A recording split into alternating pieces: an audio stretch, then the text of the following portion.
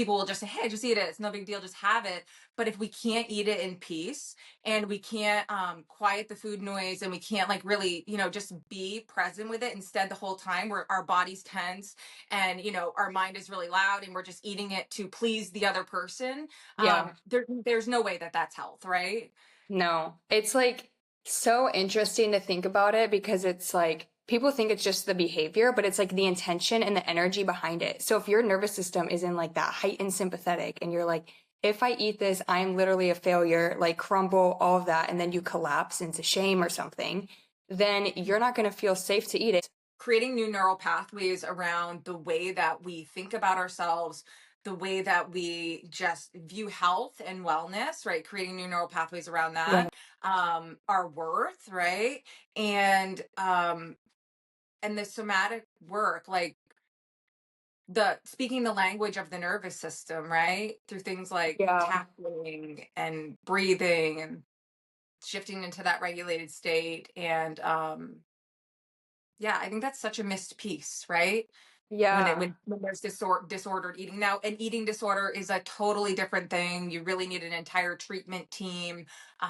There's other things that have to happen with, you know an eating disorder, anorexia or something like that. But when it's disordered eating, a lot of times the stuff that we're talking about, highly effective, and it's often overlooked, and it's like, just eat the cookie, just make peace with Yeah. food. Yep, how do I make peace with food? Yeah, or how do I listen to my body? And also a big thing for me, and you were talking about it too, of like kind of like healing your worth and all of that. I think for me, it was like realize, like I was so comfortable in shame. Like I was so comfortable beating myself up. And in order to heal, I had to have a level of self-compassion to know that I was worth it, right? And like worth Yeah. feeling better. And I think that was one of the hardest things for me was like, I had to really like work on my ability to feel ease, to feel pleasure, to feel Mhm. joy, because Yes. for so long, those things felt really threatening. And it was like, to me, feeling happy, feeling joy, ease, peace, it was like I'm losing control. Like I have no grip on anything. Yeah, you hit something, the pleasure piece. Like, I felt so unworthy of pleasure in my life for so Yeah. long. And so it was like not allowing myself to have pleasurable foods, like making myself exercise when I was exhausted, Yeah.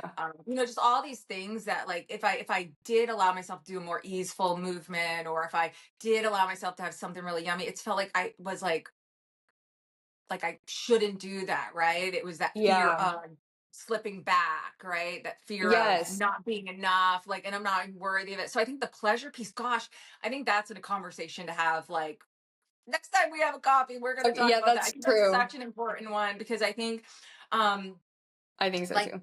permission to nourish ourselves on and off our plate, and to like really have pleasure on and off our plate, and that ripples through our life, and it's just such like an important piece that we're all worthy of, right?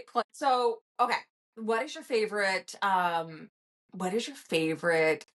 tool that you like to use for just feeling more grounded, especially during a season Oh, like this? like a That was simple, so awesome. accessible, like I Yeah, there's might so be many. at the meal and I'm doing this tool and no one knows Yeah, and I'm just like yeah, regulating. yeah.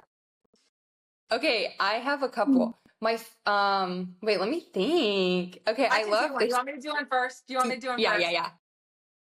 One of my favorite practices that I love to do if I am getting ungrounded.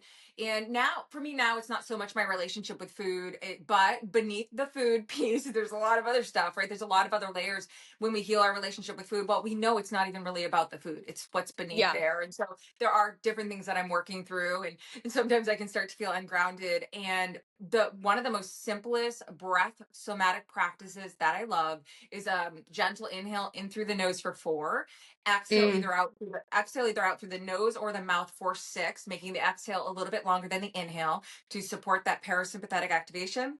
And when I exhale, I just feel the support beneath me. Like, I just take this yeah. inhale, and then as I exhale, I literally feel like, are my feet on the floor? Feel that support, feel the support of the chair beneath me. Just let my body kind of settle. And I'll just do a few rounds of that. And every exhale, I just let my body settle into the place that it's in. And that really helps my nervous system know I'm right here. I'm not in my thoughts. I'm not my thoughts. I'm right here in my body. So super easy, highly effective, and it's definitely been something I do all the time.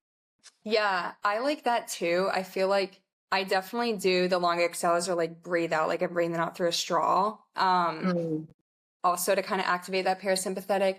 But the sinking into the seat is super helpful for me and just letting that, like reminding myself like the chair is holding me, because I think that's the whole trust piece of like taking away Yeah. my I need to control everything and I can trust that this chair is holding me. I really love orienting, like when you, even if you're at dinner and you're feeling super stressed out and you're like, oh my gosh, you're mentally already tracking the calories and you're freaking out or whatever, and you're telling yourself I already ate too much, slowly just like letting your gaze soften a little bit and like look around the room gently, and you can kind of let your gaze like stop on something that makes your heart a little happy or someone that makes your heart feel cozy, safe. Because then you're outside your body and you're letting yourself kind of not be so in what's going on in my head, what's going on here, and just kind of anchoring yourself outside yourself, which is really safe when your body doesn't feel like a safe Mhm. space to be. So I love that one a lot. Little So cool. orienting. Yeah, that is so cool. All right. Well, this was so fun chatting. Thank you for hanging out. I And know. yeah, and I'm excited to get together and do some more chit chats together. Super fun. I know me too. Just to have somebody to talk about it with. So yeah.